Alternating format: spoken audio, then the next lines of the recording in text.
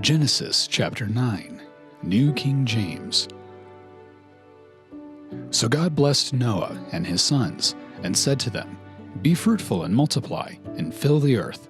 And the fear of you and the dread of you shall be on every beast of the earth, on every bird of the air, and on all that move on the earth, and on all the fish of the sea. They are given into your hand. Every moving thing that lives shall be food for you.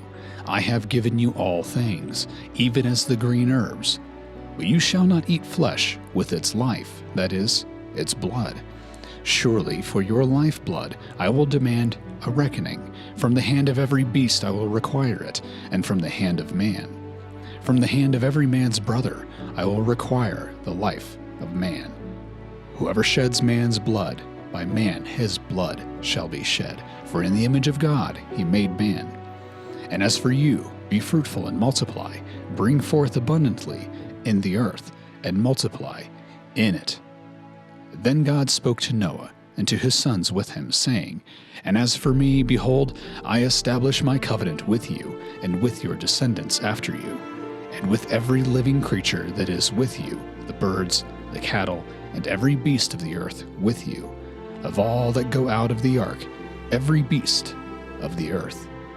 Thus I establish my covenant with you.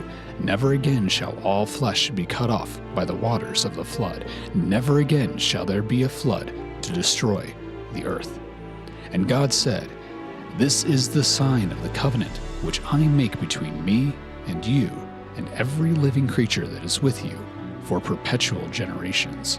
I set my rainbow in the cloud, and it shall be for the sign of the covenant between me and the earth. It shall be when I bring a cloud over the earth, that the rainbow shall be seen in the cloud, and I will remember my covenant, which is between me and you and every living creature of all flesh. The waters shall never again become a flood to destroy all flesh. The rainbow shall be in the cloud, and I will look on it to remember the everlasting covenant between God and every living creature of all flesh that is on the earth. And God said to Noah, This is the sign of the covenant which I have established between me and all flesh that is on the earth. Now the sons of Noah who went out of the ark were Shem, Ham, and Japheth. And Ham was the father of Canaan. These three were the sons of Noah, and from these the whole earth was populated. And Noah began to be a farmer, and he planted a vineyard. Then he drank of the wine and was drunk, and became uncovered in his tent. And Ham, the father of Canaan, saw the nakedness of his father, and told his two brothers outside. But Shem and Japheth took a garment, laid it on both their shoulders, and went backward, and covered the nakedness of their father.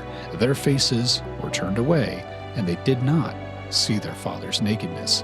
So Noah awoke from his wine, and knew what his younger son had done to him.